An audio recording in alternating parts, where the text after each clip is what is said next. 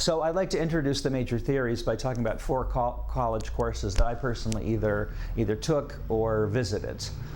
Some of them worked well for me and they didn't work well for others, and some of them were kind of a mixed bag for me. And one course is from each of my 4 years in college: first year, second year, third year, fourth year. So the first year course was an introduction to theater. It was a lecture course with a workshop element, so we got to do lots of different things.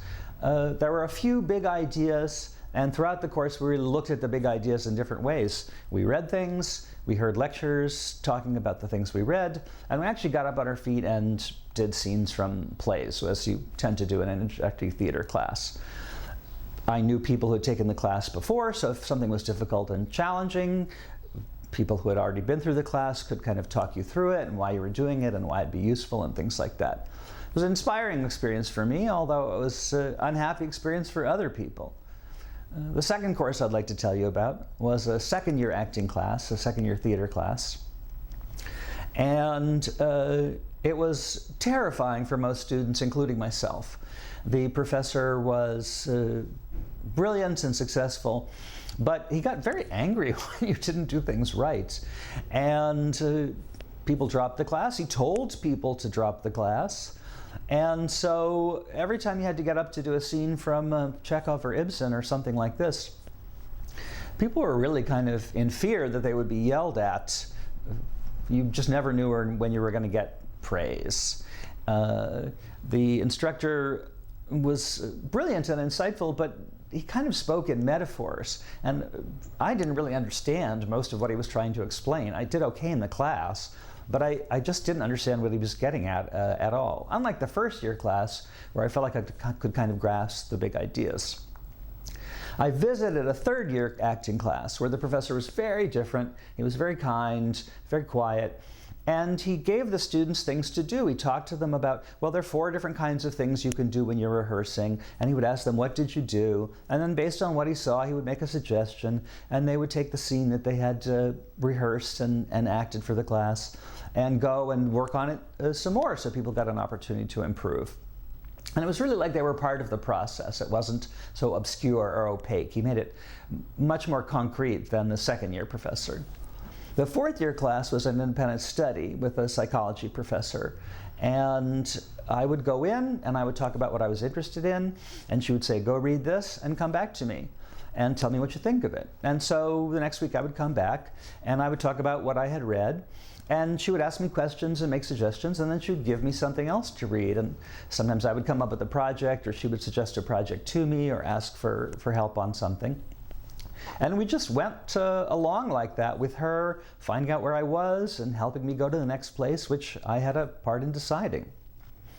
So in terms of theories of learning, one theory is a behaviorist theory. If you think about rewarding your dog with a treat when it does the right behavior, or yelling, bad dog, when the dog does something wrong, that's a behaviorist approach. There's some kind of stimulus, you say fetch or you say sit, and there's a response, and then there's a reward or a punishment, a positive or a negative reinforcement. So that second year acting class was a lot of negative reinforcement, and the positive reinforcement was seemed random. So you could almost say it was a fairly behaviorist class, at least because for me I didn't understand what the professor was trying to get us to do. Another theory of learning is cognitivist theory, in which you can actually understand people's mental processes and therefore based on that help them to learn. That was a little bit like the third year acting class. He had some sense of there are these different mental processes you need to go through in order to get a good result with acting a scene, and so he talked about those and kind of coached you on them.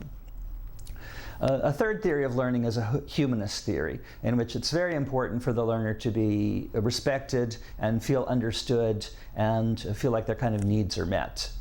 Obviously, the second year acting class was not humanist in that kind of way. My fourth year experience doing the independent study in the psychology department, it was very much about me. What I wanted mattered. It was very respectful of my interests and my needs. And through these long one-on-one conversations, I had a feeling I was understood. Fourth theory would be a constructivist theory, in which people make knowledge. They build knowledge together, and it's best done with a peer who is in the same general range as you, not someone way ahead of you. If you think about that second year acting class, the professor was so far ahead of us that I couldn't really understand him, and we were all lost together, so we couldn't really help each other. So it was the opposite of a constructivist experiment. The first year class was a little more constructivist in the sense that if I wanted help, I would talk to other people in the class or people who had already taken the class, and they could really kind of guide me. And the fourth year class that I took, the independent study, was the most constructivist in a way, because I was building the understanding I wanted based on my interest. Let's see, I think it's the fifth theory would be the social constructivist approach, in which the agency of the learner and the ability to kind of observe and imitate are really paramount. Now you could say in all those acting classes you were watching other people do something and hearing whether it was good or bad, and therefore there was a lot of social learning or observational learning, and you could say to some extent imitation. The fourth year independent study was really the one where I had the most agency. It was about me, and the professor was helping me succeed by giving me a challenge and then helping me through it. So that's a brief survey of the big theories of learning you're going to look at this week, with little concrete examples from my own experiences. I was doing what you'll be doing in some of your discussions, which is take the theories and apply them to learning experiences. Was this a behaviorist learning experience or a humanist learning experience? Very opposing things.